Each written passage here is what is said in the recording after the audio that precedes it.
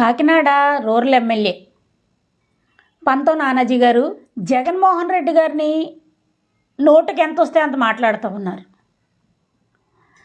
జనసేనలో జాయిన్ అయిన వాళ్ళందరూ మనుషుల్లా ప్రవర్తించకుండా ఉంటారా, లేదంటే మనుషుల్లా ప్రవర్తించిన వాళ్ళందరినీ జనసేనలో జాయిన్ చేసుకుంటారా అనేది మాకు తెలీదు. కష్టపడి నిజంగా గెలిచుంటే సంస్కారంతో మాట్లాడుండు ఈరోజు నానాజీ. జగన్మోహన్ రెడ్డి గారిని ఏకవచనంతో మాట్లాడటమే తప్పు అనుకునే ఈ రాష్ట్రంలో వాడు వీడు నా కొడుకు అని మాట్లాడుతున్నావు. నువ్వు మనిషివేనా అని అడుగుతా ఉన్నాను నేను. నువ్వు ఈరోజు ఎమ్మెల్యే అయిపోతే కొమ్ములు వచ్చాయా నీకేమైనా? ఎమ్మెల్యే అయిన తర్వాత సంస్కారహీనంగా ఉండాలని ఏమన్నా రాసి పెట్టుకున్నారా మీ జనసేనలో? జనసేనలో గెలిచిన ఎమ్మెల్యేకి మీ అధినేత దగ్గర నుంచి కింద వరకు కూడా ఒక్కడికి కూడా సంస్కారం లేకుండా ప్రవర్తిస్తూ ఉన్నారు.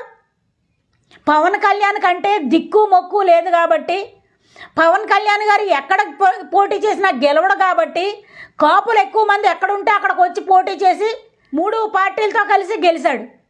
మా జగన్ గారికి అంత కర్మేం పట్టింది?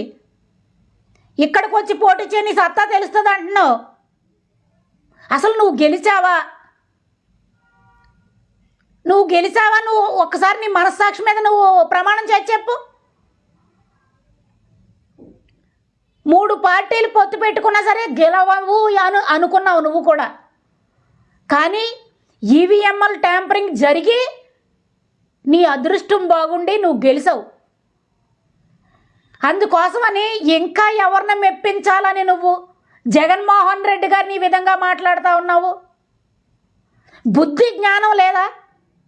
మనిషిలా మాట్లాడడం, మనిషిలా ప్రవర్తించడం నేర్చుకోండి ఫస్ట్.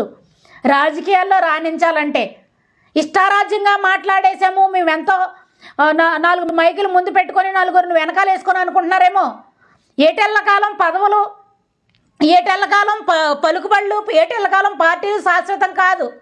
ఆయన అలా ఉచ్చరించి మాట్లాడినందుకు మీరు బహిరంగంగా క్షమాపణ చెప్పాలి. లేకపోతే మీ పార్టీకి సంబంధించి అధినేత జగన్మోహన్ రెడ్డి గారికి అపాలజీ చెప్పాలి.